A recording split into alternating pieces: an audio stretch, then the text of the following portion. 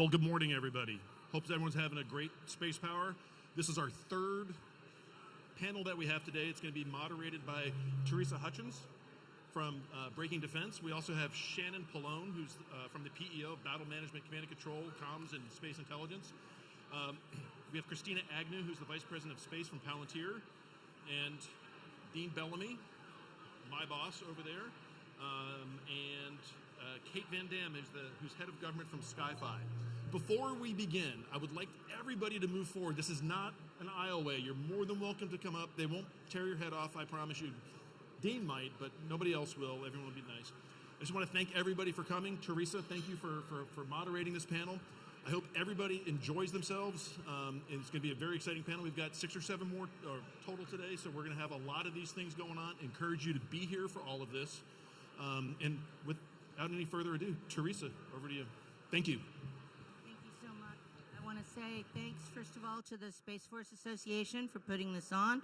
And I want to say thanks to Redwire for organizing the panel and for giving me the opportunity to moderate today. I'm not going to set the stage or anything. We have about 45 minutes to talk. We're just going to go straight in to having a conversation. And I hope everybody can hear. I know it's a little hard with all the chatter in the background. So I'm going to encourage my panelists to speak loudly. So it's all good. So I think the first thing I want to ask the panelists, and we'll just go straight down the line, is could you talk a little bit about why, in your view, space situational awareness is a foundational capability, important capability for not just the service, but for space operators writ large? And maybe in doing so, you can sort of explain what you do and why. So that would be great, and I'm just going to start with you. All right. Thank you for having me today. Kate Van Dam, Head of Government for SkyFi. SkyFi, we build Earth intelligence platforms. So these are provider agnostic, integrate commercial satellite providers, different data providers, non-imagery providers. And we also add analytics on top of it. We're working with the Space Force right now to build a platform. So as an Earth observation company, I think we kind of give a unique perspective for SSA. Pretty sure we've spoken to almost every satellite provider in the world. We have partners all over the world, not just the US. And so it's extremely important in that case for however we build this ecosystem from our national security perspective to ensure we're really including the commercial industry in it. And this goes beyond just where are assets in space so we don't crash into each other. In the event that these assets, especially American satellite companies, become targetable in a kinetic environment and they're moving around, et cetera, this is extremely important that we share with industry and we really figure out how to make sure that our assets, quite frankly, are saved as well when our NTM assets are also targetable. One other quick point that I'll make is from that tactical operator's perspective, if as the Space Force, as an enabling force, I'm a former close air support pilot, so I know what it's like to support the dudes and gals on the ground. As the Space Force is doing a lot of those operations looking up, ensuring that those tactical operators who are relying on that commercial satellite, whatever it is overhead, knows, hey, that one's not going to work because that's looking out and not down, and ensuring that we have that full entire, all the way from the strategic down to that tactical player involved. Awesome. Good morning, Shannon Pallone. I have the most awkwardly long title, so I'm the PEO for Battle Management, Command, Control, Communications, and Space Intelligence. Enveloped in that is Space Domain Awareness. So I'm buying a lot of the platforms that we're using, some of the ground systems that we're operating, things like that. I think when you talk about space situational awareness, to me, this is foundational to, if you hear General Saltzman talk, right, avoid operational surprise. And this is really the foundation of how you avoid operational surprise. So I would liken it to take Google Maps, Apple Maps, Waze, whatever your favorite thing is. So I moved to Los Angeles like 25 years ago, and I bought this thing called a Thomas Guide, and I used it to map out how I was going to get across LA. And then I upgraded to things like MapQuest, where I statically printed out some directions and figured out how I was going to get from point A to point B. Interesting, I had a map but that's not the same thing as actually having the situational awareness. So today, I know how to get from my house to work. I know 12 different ways to get from my house to work. But I'm going to open that program every morning because what I want to do is avoid the operational surprise of, was there an accident on the freeway? Are the surface streets going to be faster? What am I stepping into? How does that look? This is the same thing in space. And we can apply a lot of the same applications of that in space. So, for example, where can I take advantage of things that commercial satellite providers are doing to crowdsource it? This is exactly how something like Waze works today, right? You're putting in your own information, you're putting in your own observations, we're using that. I have some dedicated sensors. I might have cameras on the highway that are telling me what they see, and I'm ingesting that into the system.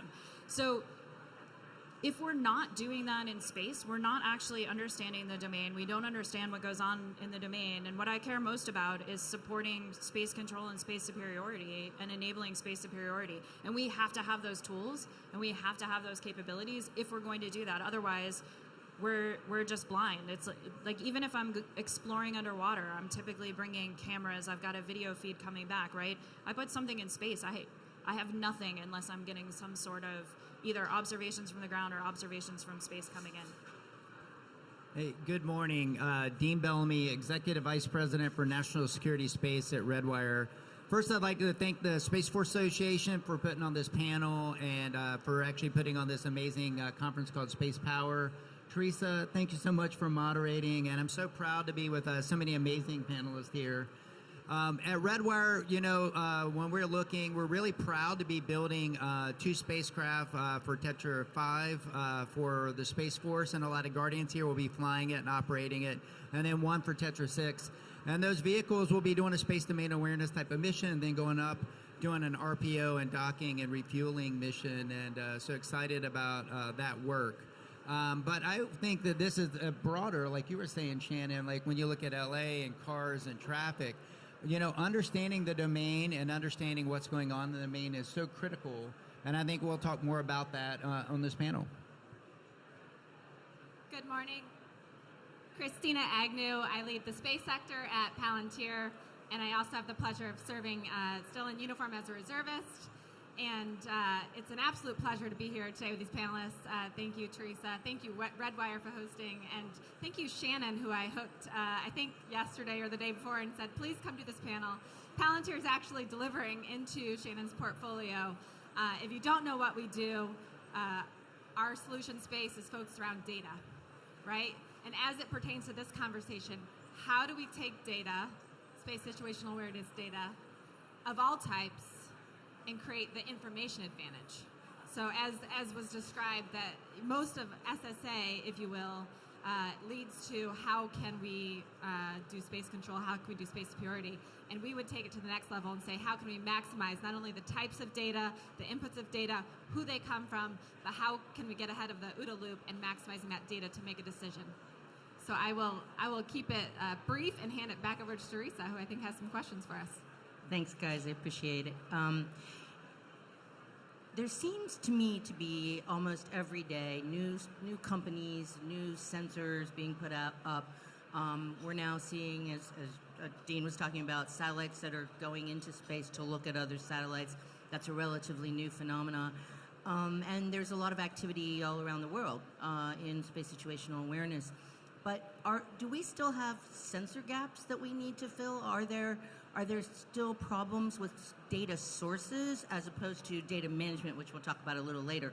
But do we have gaps that we need to fill in the type of data we're getting, or the frequency, or anything like that? Maybe Shannon and Dean, you guys can both address that.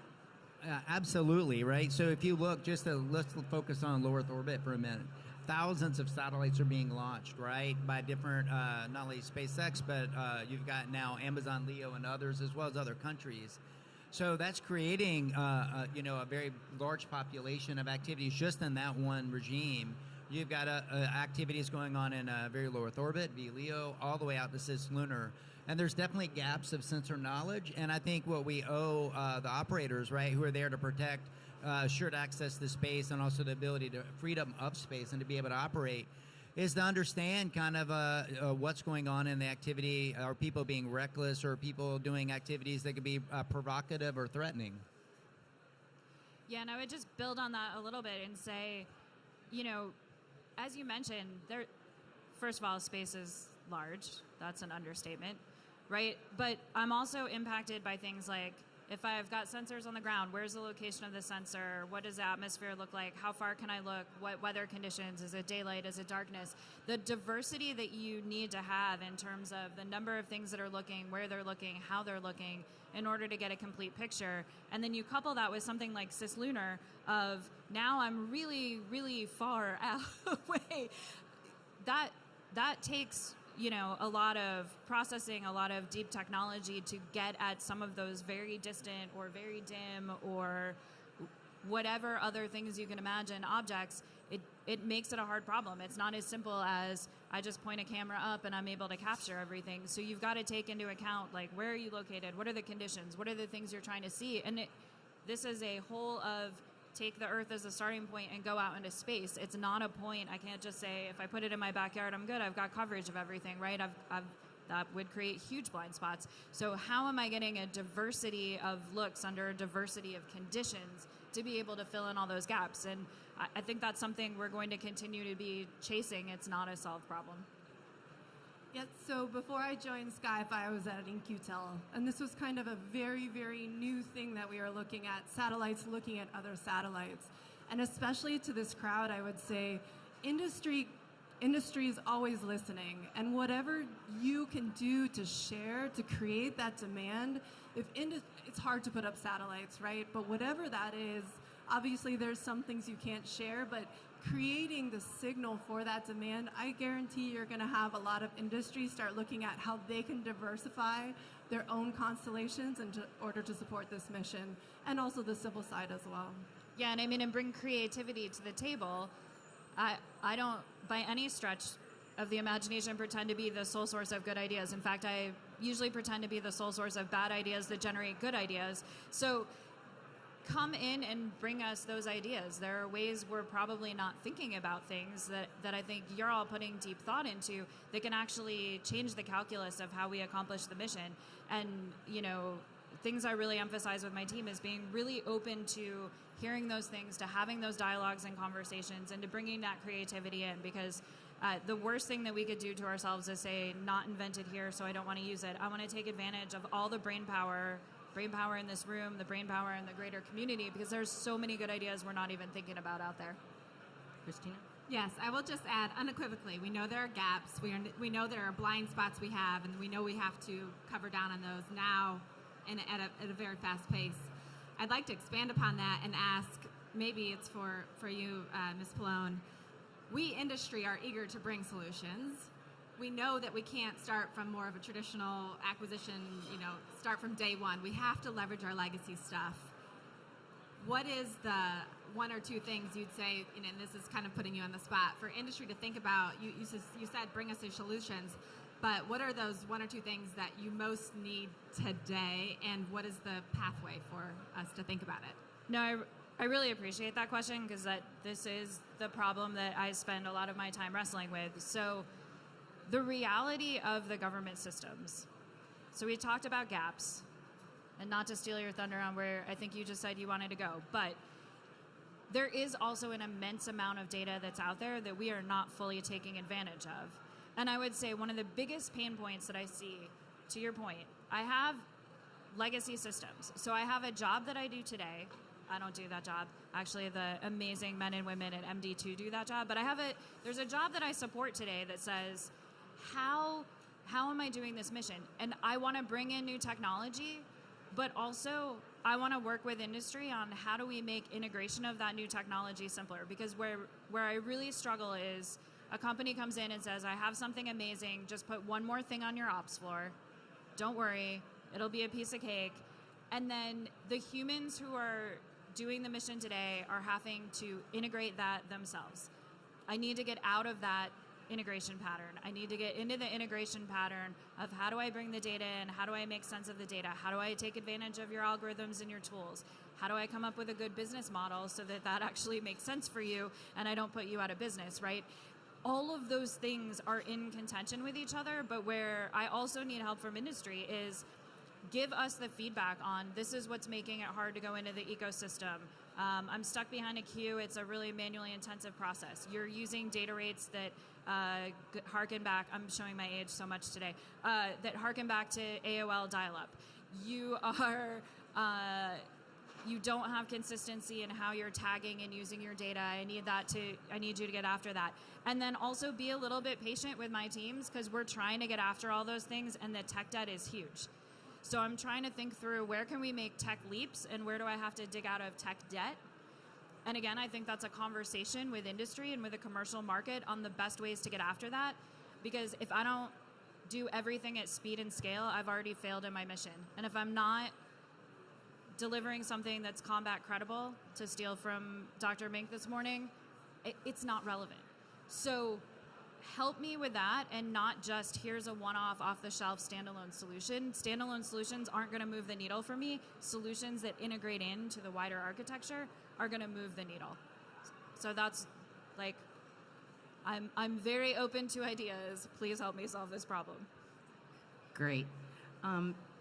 Shannon, you also sort of previewed something that I wanted to raise with the panel, and that is the question of, in your example, moving from a static map, so you know where things are, but you don't know what things are doing. And that's kind of a metaphor for moving from space situational awareness, the old paradigm, into space domain awareness, which is the new paradigm.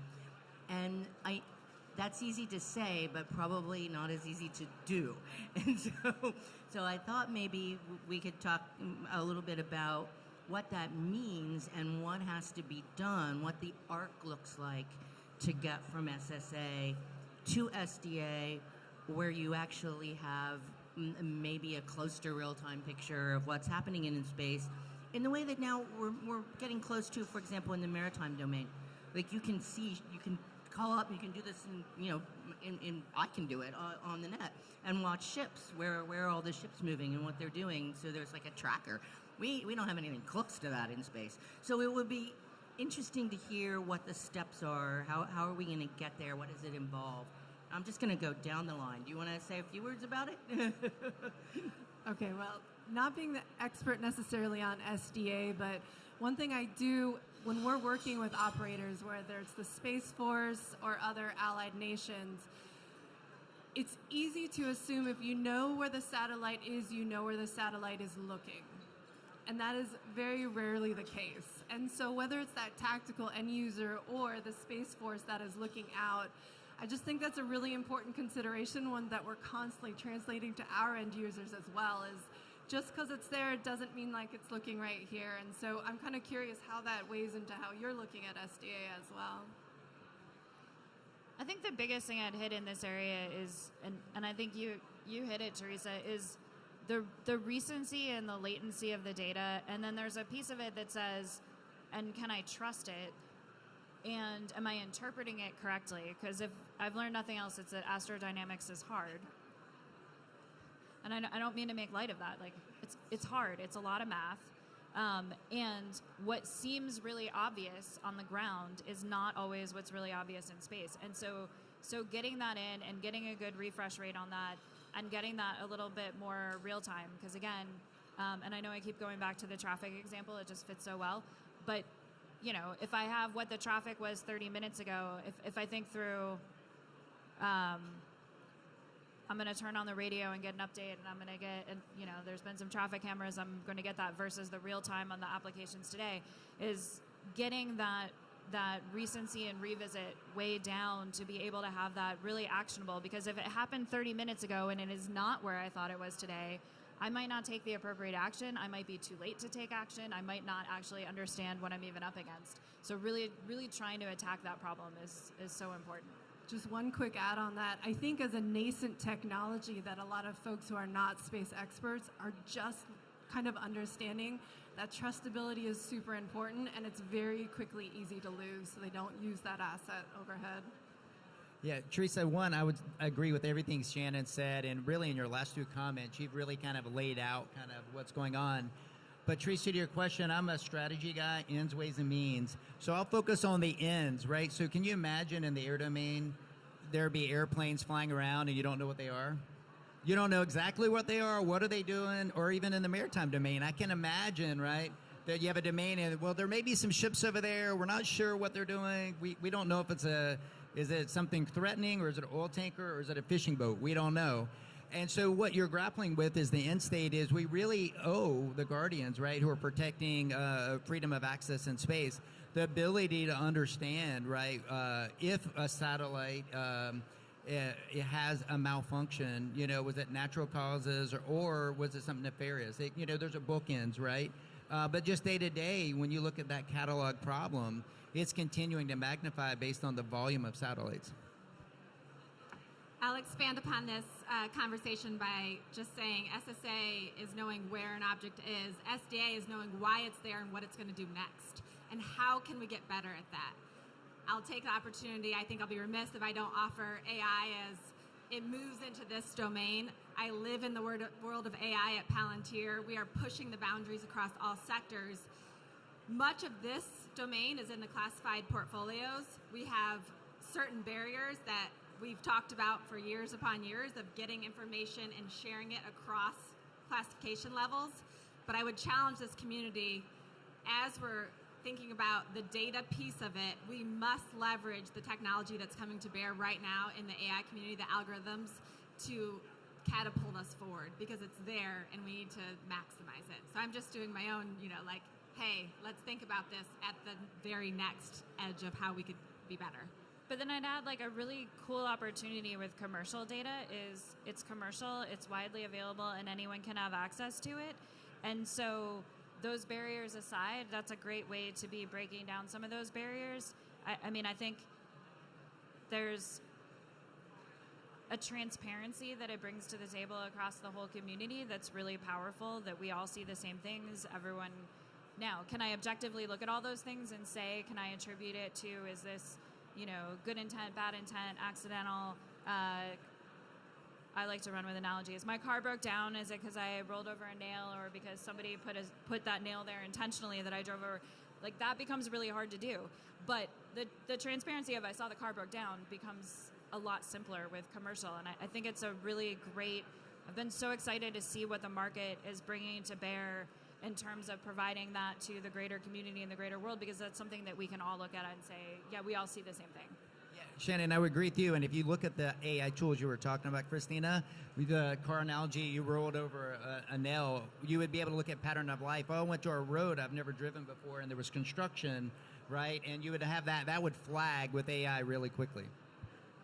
I'll throw in too from the commercial industry. As we build this here in the U.S., Japan has an amazing, amazing satellite community that's coming up.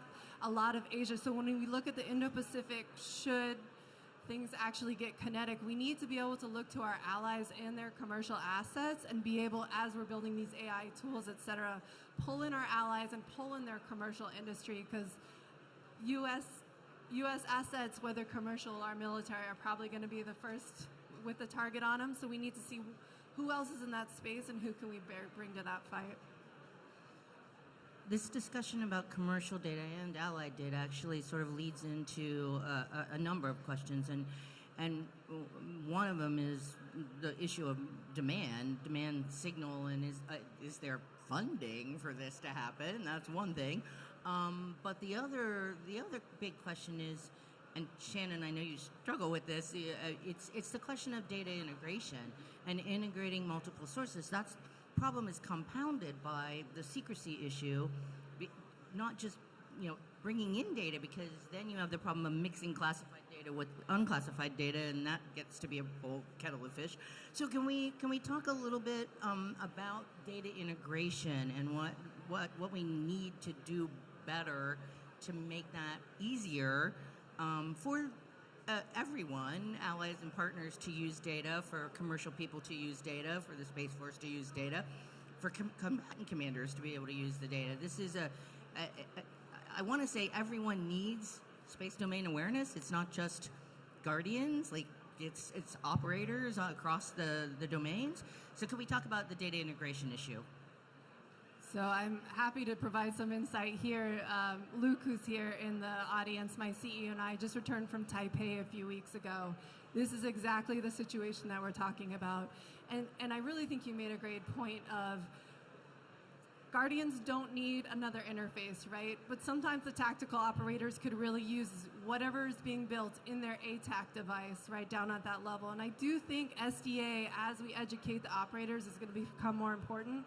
So as a company who integrates multiple commercial providers from all over the world in our commercial app and for specific government platform builds, we are very aware of your situation of, great, but I don't need another interface. So I want all of this technology, all of the AI integrated analytics, but I need you to plug it into my system.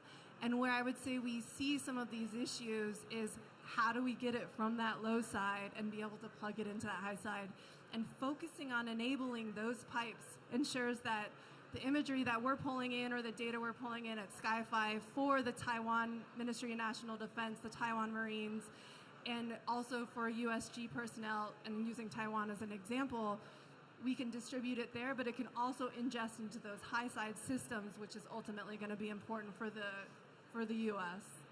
Yeah, and I'm gonna pull on that a little bit and add a challenge, which is I'm also physics challenged. So I think we've entered an age where we all say, I type something in on the internet and the AI agent is pulling up a bunch of recommendations and that's all happening real time. But if I'm thinking about truly doing this in a contested wartime environment, I'm not necessarily going to be able to call back to infinite amounts of data.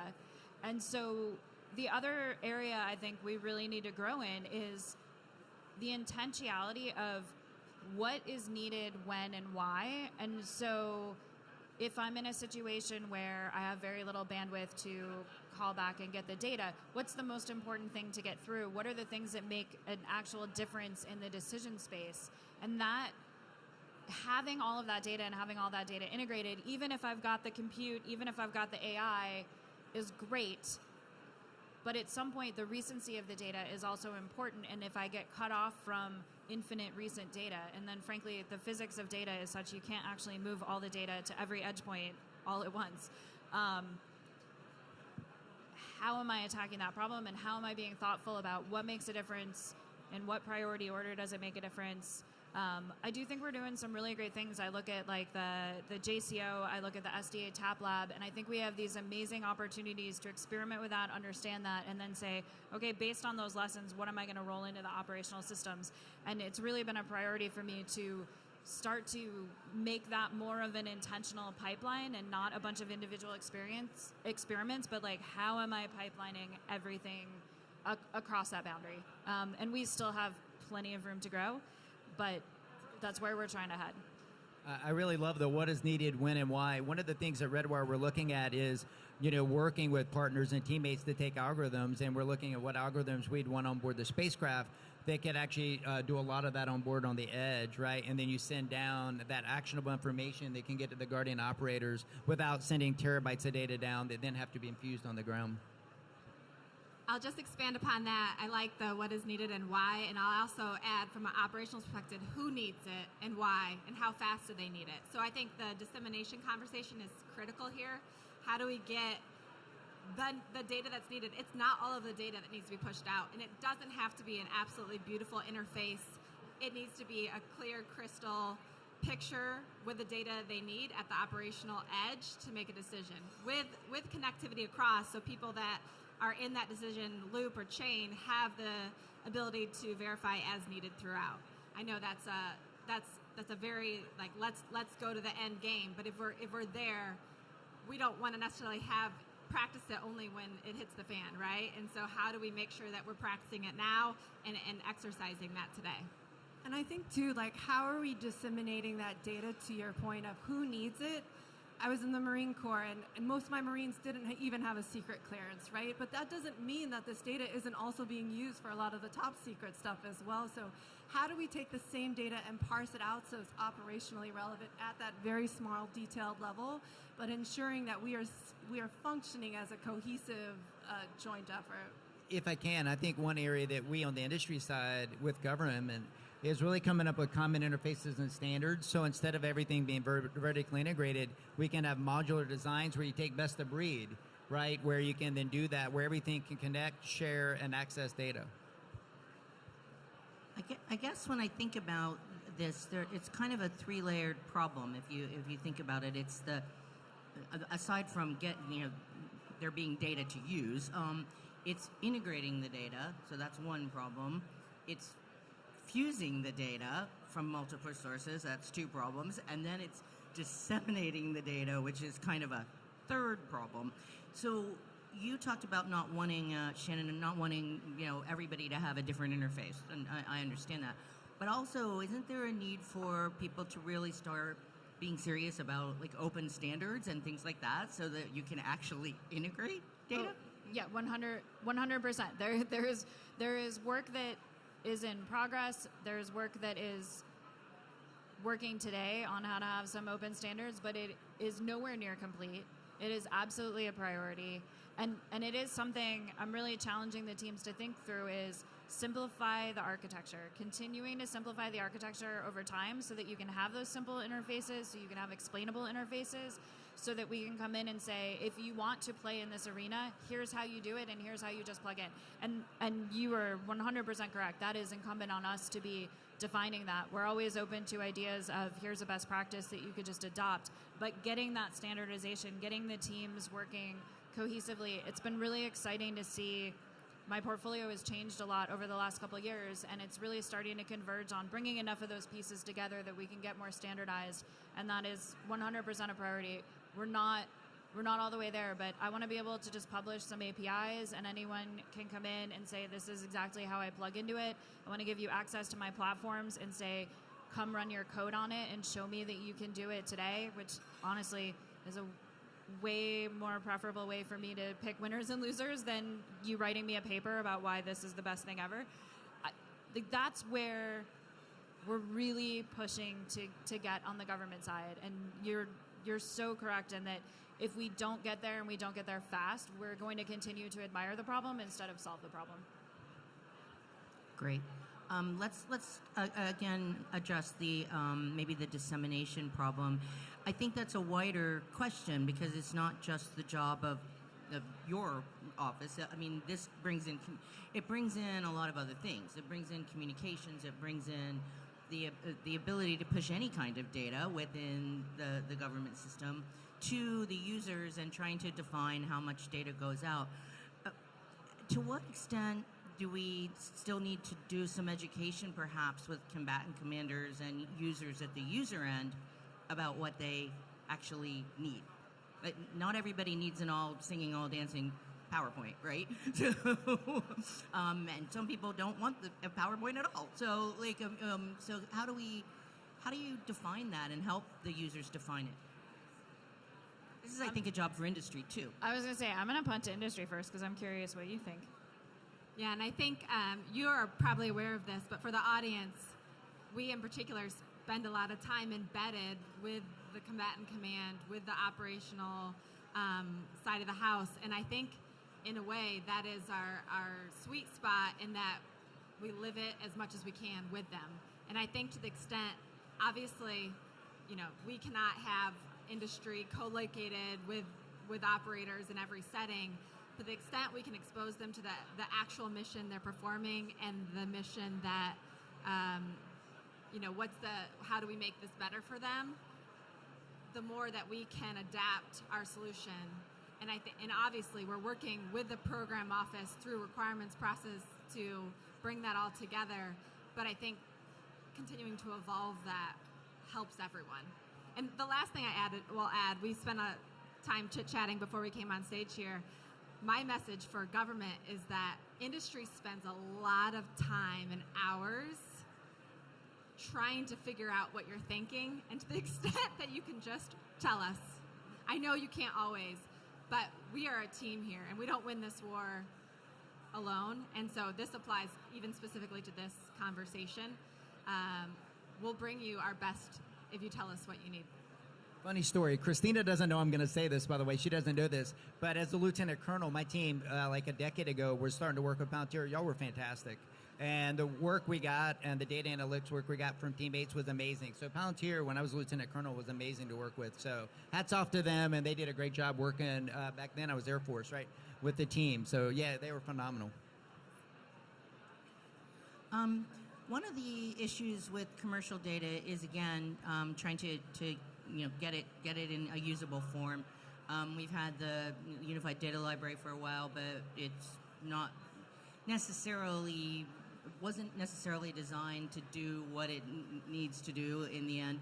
We also have the NOAA activity that's been going on to try to create a commercial, not just database, but a system, a collision warning system, and that seems to be in some peril. So how concerned are we about where we stand with the use of commercial data and actually getting value added from it? Are you guys concerned at all about the Commerce program? Can anybody talk to that? I think, programmatics and acquisition cycles go through ebbs and flows, and that's where we're at with this today. I would say that the Defense Department has been responsible for this mission and does it today.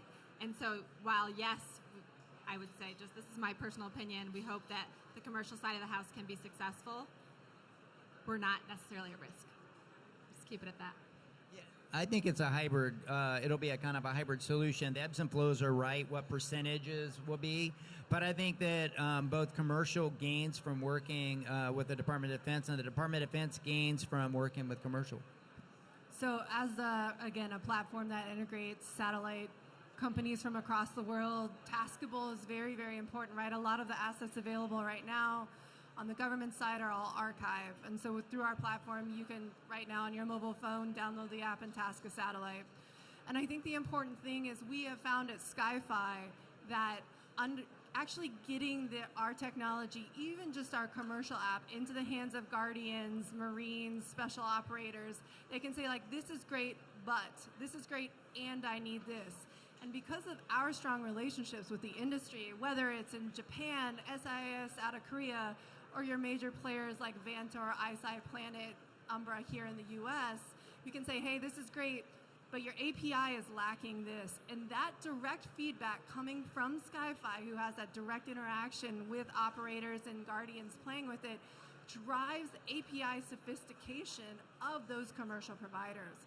So often I think it's, yes, we have long cycles to figure out what are requirements to build a government-specific things, but the more the curiosity grows and the access grows for those Guardians operators to play with this technology, provide the feedback that really does drive something as simple as, hey, I want to be able to know where all the satellites are through this entire virtual constellation because I want to pick the 5 best ones.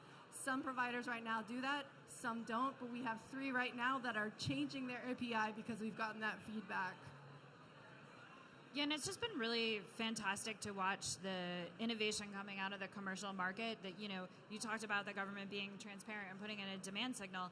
There's been a demand signal to think about space domain awareness, space situational awareness in terms of both traffic management and in terms of true domain awareness going after operational surprise. And I think the recognition alone of there are 2 distinct but related missions. The missions are related. We're gonna continue to do all of those missions.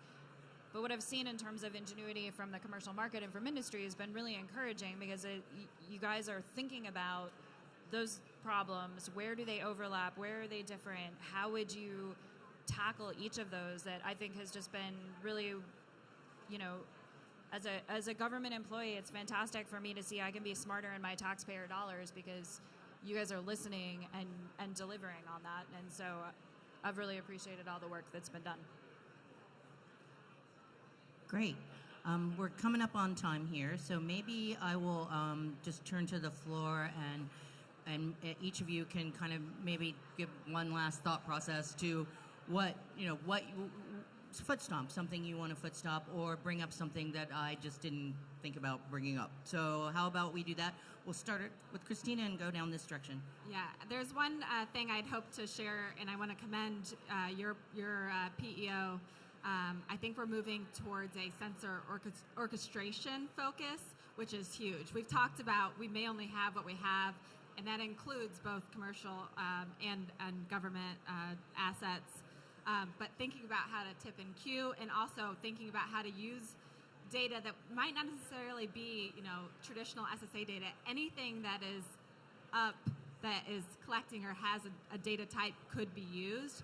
And so how do we take that, maximize it, and use our assets to the best of our ability? And so I look forward to the future of us growing into space domain awareness. The adversary threat is continuing the pace is unreal, right? I think we all know that. And I think we owe our men and women in uniform, the Guardians, right? Actionable information that's relevant, right? At the speed of relevance. And that's really what this is focused on, right? Is making sure that the men and women in the Space Force have the data they need when they need it. And I really think conversations like this with amazing panelists that we have really is continuing to push forward those really critical issues we've got to talk about getting space domain awareness, right? And the tools and the common interfaces and standards. So I just want to say, Theresa, thanks to you and my panelists. Yeah, first of all, Theresa, thanks for putting this amazing panel together. Secondly, invitation to industry is, I do want to have dialogue. I need it to be two-way. So I want to hear what it is that you're more amazing at than anyone else. I want to hear what problems you think you have solved that I should stop worrying about because you've solved them. And then I also need you to listen to me and my team and hear what our pain points are, what our needs are, because that's not always going to be one-for-one on what you're doing. You may be able to adapt what you're doing and maybe not the right business case fit, but I want to have that continued dialogue. And then, you brought it up earlier, but the infrastructure is important. We tend to take comms for granted. We need to not take comms for granted. You've got to make investment in keeping them relevant and able to move enough data and at the locations where you need that. So know that is a very important part of that overall picture. It is not just data, but also how you're moving it, storing it, using it, etc. But thank you guys. You guys have been awesome. Shannon, you kind of stole some of my primary point here. At SkyFi, when we show up to work with Guardians and operators, we're not there to tell you what you need.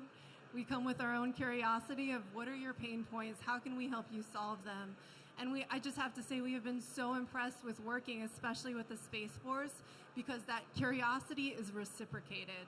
And so I think that works where it creates a very functional space where we continue to be creative, and not just with ourselves, but with great partners like that we have on stage here and other satellite providers. And I think that's how we win.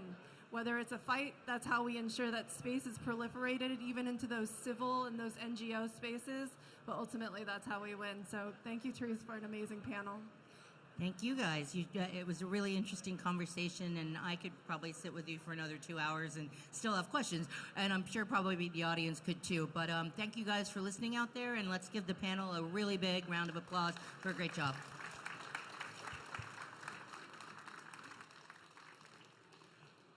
Again, thank you, Theresa, for this wonderful panel that you put on.